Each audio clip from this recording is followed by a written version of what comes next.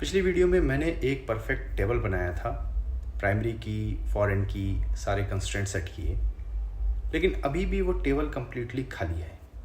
एक भी रो नहीं है, एक भी डेटा नहीं है। अब आप सोच के देखिए कि आपने एक घर बनाया, लेकिन वहाँ रहने कोई भी नहीं आता। आज हम वही काम करेंगे। उस टेबल में एक्चुअल डेटा डालेंगे। सो आइए देखते हैं insert command. Let's go. So friends, अब हम आ चुके हैं अपने वर्क बेंच पे और आज हम शुरुआत करने जा रहे हैं डीएमएल की। डीएमएल मतलब डेटा मैनिपुलेशन लैंग्वेज की। और यहाँ पर शुरुआत होती है इंसर्ट, जो कि आज हम देखेंगे कैसे डेटा इंसर्ट किया जाता है डेटाबेस के अंदर, कैसे टेबल्स में डेटा क्रिएट किया जाता है, वो आज हम देखेंगे। मैं वहीं से शुरुआत करूंगा, उस एग्जाम्पल से शुरुआत करूंगा, ताकि आप पिछले एग्जाम्पल के साथ को रिलेट कर सकें जो आज हम करने जा रहे हैं। मैं उसी एग्जाम्पल पे आया हूँ, उसी एग्जाम्पल को आपके सामने रख रहा हूँ जो हमने लास्ट सेशन में, लास्ट वीडियो में हमने क्रिएट किया था। और आज हम उसी में डेटा इंसर्ट करेंगे और देखेंगे कि डेटा इंसर्ट कैसे किया जाता है। इसके बाद हम अगली वीडियोस में डीएमएल के बाकी बचे हुए कमांड्स को हम खत्म करेंगे, एंड करेंगे। सो with this I am starting today's topic. और आप इसको ध्यान से देखिए, समझिए और बताइए कि आपने कितने टेबल्स क्रिएट किए, कितना डेटाबेस क्रिएट किया और कितने टेबल्स में डेटा खुद से डाला है, खुद से इंसर्ट किया है, और कहाँ पर आपको मुश्किलों का सामना करना पड़ा है। आप अपने क्वेश्चंस हमें ज़रूर कमेंट बॉक्स में डालिए, ताकि हम आपके सवालों का जवाब दे सकें और आप और भी बेहतर तरीके से चीज़ें सीख सकें और स्किल्ड बन सकें। So with this I am starting today's topic.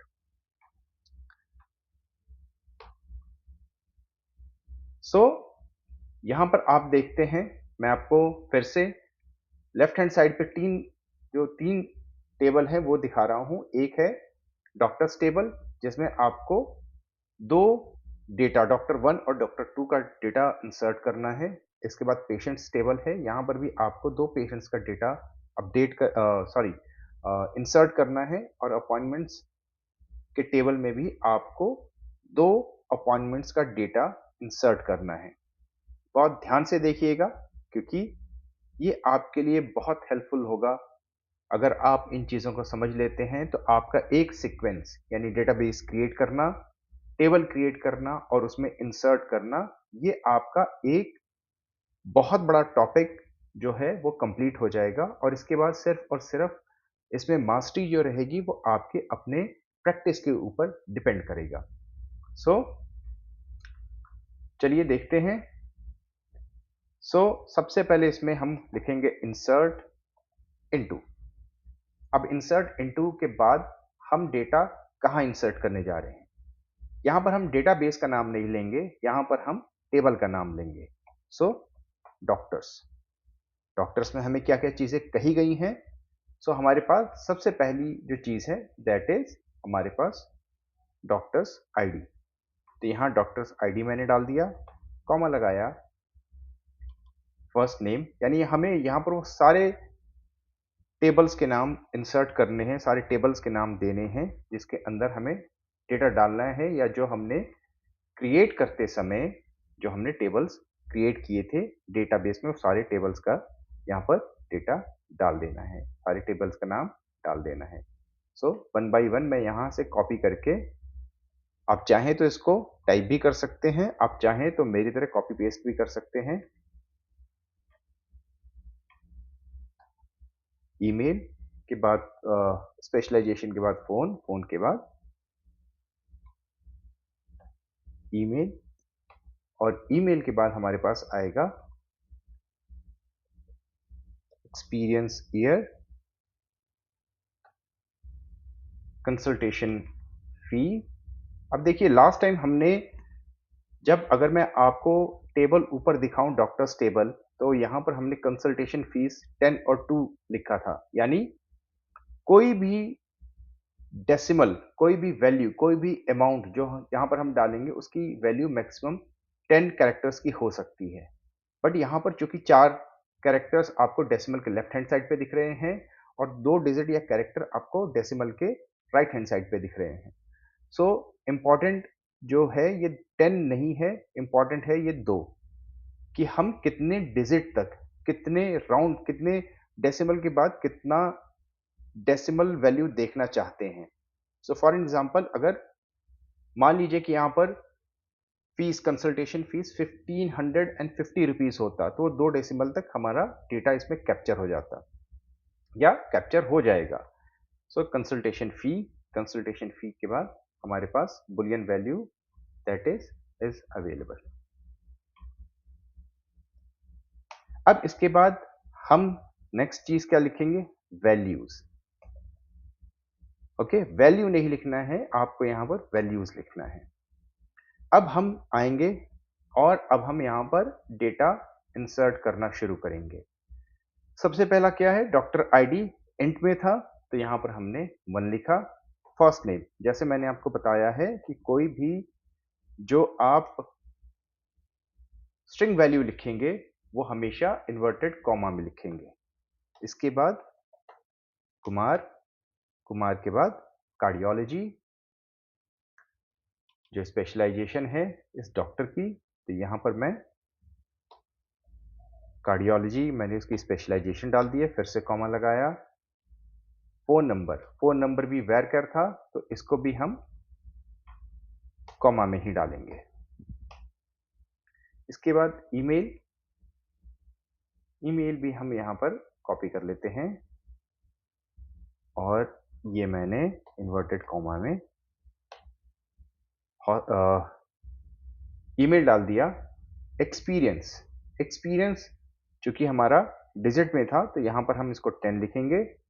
Consultation फी 1500 अगर आप यहां लिख देते हैं तो प्रॉब्लम हो जाएगी फ्रेंड्स, क्योंकि ऊपर हमने क्या दिया है 10,2, यानी हमें पॉइंट्स के बाद, डेसिमल के बाद 2 वैल्यू यहां पर लिखनी पड़ेगी, यानी जो यहां दिया गया एग्जैक्टली आपको वैसा ही यहां पर लिखना है। इस वैल्यू इज ट्रू, तो यहां पर हमने इसको कॉपी किया और पेस्ट कर दिया। अब यहां पर आपको दूसरे डॉक्टर का डेटा इंसर्ट करना है। तो दूसरे डॉक्टर का डेटा 2, इनका नाम क्या है, इनका नाम है सुनीता, तो यहां पर मैंने कॉपी कर लिया। फिर इसके बाद है पटेल, और पटेल के बाद है इनका डिपार्टमेंट न्यूरोलॉजी। सो न्यूरोलॉजी को मैंने यहां पर कॉपी किया और पेस्ट कर दिया।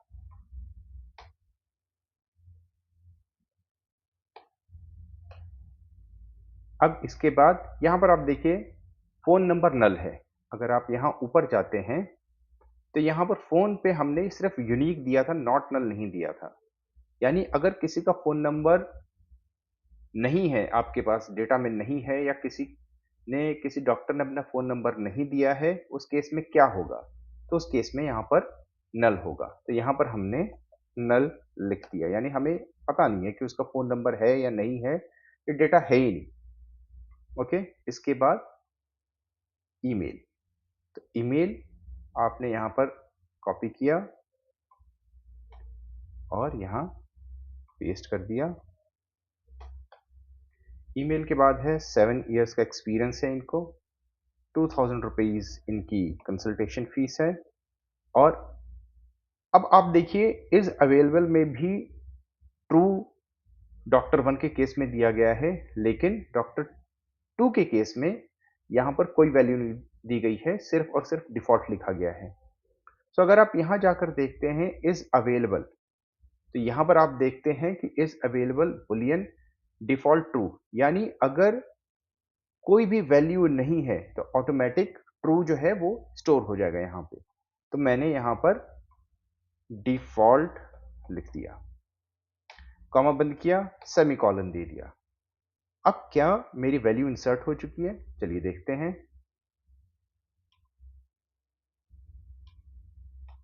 सेलेक्ट स्टार फ्रॉम डॉक्टर्स,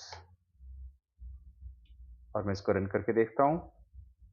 लीजिए आपके सामने टेबल जो है वो फिल हो चुका है, टेबल हमारे पास अब सामने दिख रहा है।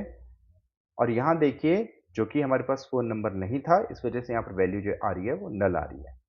यहाँ इस अवेलेबल में आप देखते हैं 1 और 1 मतलब दोनों केसेस में ट्रू है। एक जो ट्रू दिया हुआ था, दूसरा डिफ़ॉल्ट में ट्रू है, तो इसलिए वहाँ पर 1 स्टोर हो गया है। सो आई होप कि पहला टेबल कैसे क्रिएट करना है आपको याद होगा, याद हो गया होगा या आप समझ में आ गया होगा। फ्रेंड्स, जब आप इंसर्ट कर रहे हो, डेटा इंसर्ट कर रहे हो, तो हमेशा ध्यान रखिएगा कि जिस सीक्वेंस में आपने टेबल क्रिएट किया है, उसी सीक्वेंस में आप डेटा इंसर्ट करें, क्योंकि यहाँ पर पेरेंट्स और चाइल्ड का कॉन्सेप्ट काम करता है। कहने का मतलब क्या है? कहने का मतलब ये है कि जैसे दुनिया में पहले हमारे पेरेंट्स आए हैं और उसके बाद किड्स या बच्चे बाद में आए हैं, चाइल्ड बाद में आता है, उसी तरीके से डेटाबेस भी काम करता है। तो अगर आप पहले पेरेंट टेबल में डेटा एंटर नहीं करते हैं और चाइल्ड टेबल में अगर आप डेटा एंटर करने की कोशिश करते हैं, तो हमेशा आपको एरर देगा।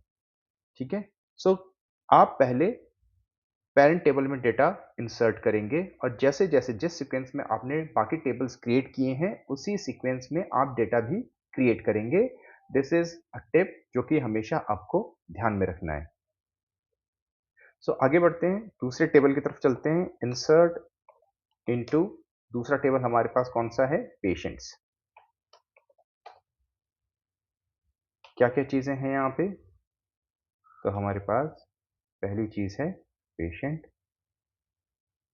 आईडी, दूसरी चीज़ है दूसरा टेबल है फुल नेम, उसके बाद जेंडर, उसके बाद date of birth, blood group, phone और सिटी।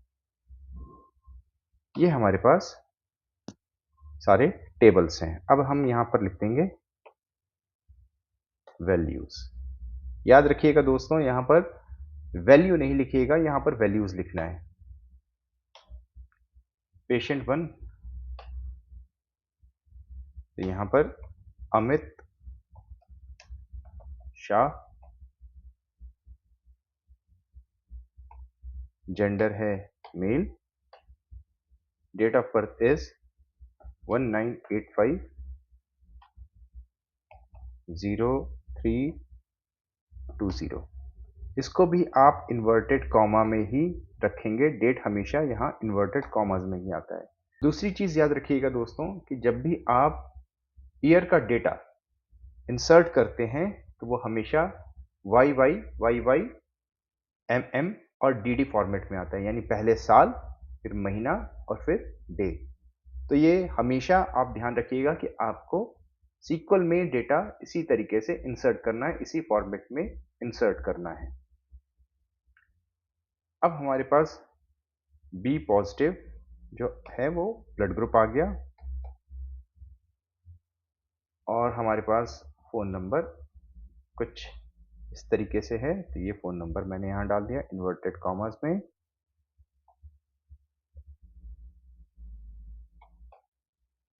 और फिर उसके बाद शहर है हमारा मुंबई। अब देखते हैं हमारे दूसरे पेशेंट की डिटेल। वो है 2 Neha Gupta, she is a female. और उसके बाद अगेन हमारे पास 199007 इनका डेट ऑफ बर्थ है। यहाँ पर भी हमारे पास वैल्यू नल है, तो हमने नल डाल दिया। फ़ोन नंबर इज दिस, तो इसको हम कॉपी करके इन्वर्टेड कॉमास में यहाँ डाल देंगे और फिर डिफ़ॉल्ट लिख देंगे और यहाँ पर हमने सेमीकोलन देके इसको यहाँ बंद कर दिया। रन करते हैं, सक्सेसफुली रन हो चुका है। सेलेक्ट स्टार फ्रॉम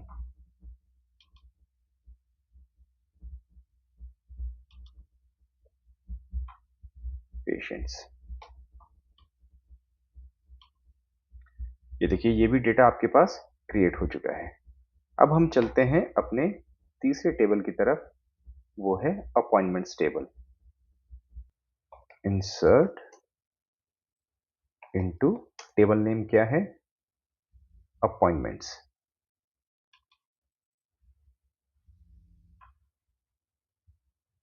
कौन कौन से कॉलम्स हैं इसमें? पहला है अपॉइंटमेंट आईडी, दूसरा है डॉक्टर आईडी। याद रखिएगा दोस्तों कि डॉक्टर आईडी और पेशेंट आईडी हमारे पास फॉरेन की के तौर पे है यहाँ पे। So doctor ID, patient ID, appointment date, status, notes and fee charge. Values, क्या क्या वैल्यूज हैं?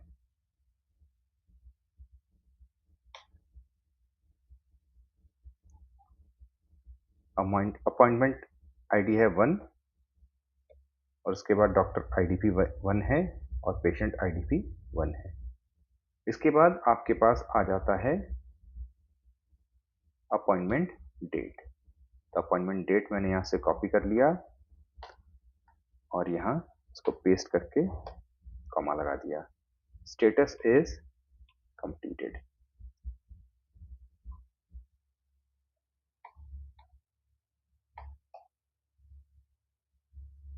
नोट्स में ये है रेगुलर चेकअप।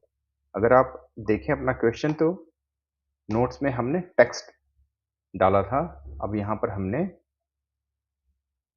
टेक्स्ट डाल दिया है रेगुलर चेकअप।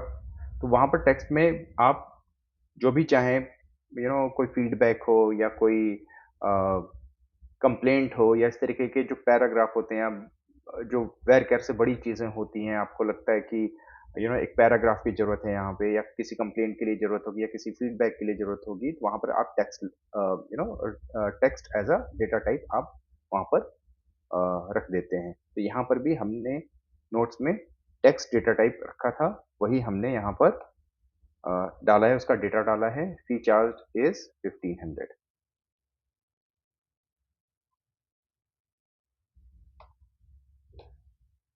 कॉमा लगाया और अब हम दूसरे पेशेंट पे आ गए, 222। हम यहाँ पर इनका टाइम कॉपी कर लेंगे।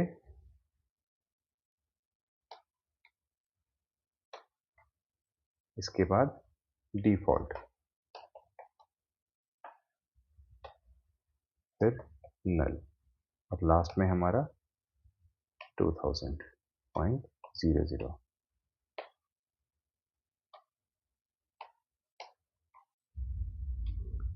सो यहाँ मैंने इसको सेलेक्ट किया और रन कर दिया, और ये भी सक्सेसफुली रन हो गया है। सो अब हमारा तीसरा टेबल भी तैयार हो चुका है, और अब हम इसको रन करके देखते हैं कि क्या हमने डेटा सही तरीके से इंसर्ट किया है। सो हम इसको सेलेक्ट करते हैं और इसको रन करते हैं, और इसके बाद फिर सेलेक्ट स्टार फ्रॉम अपॉइंटमेंट्स।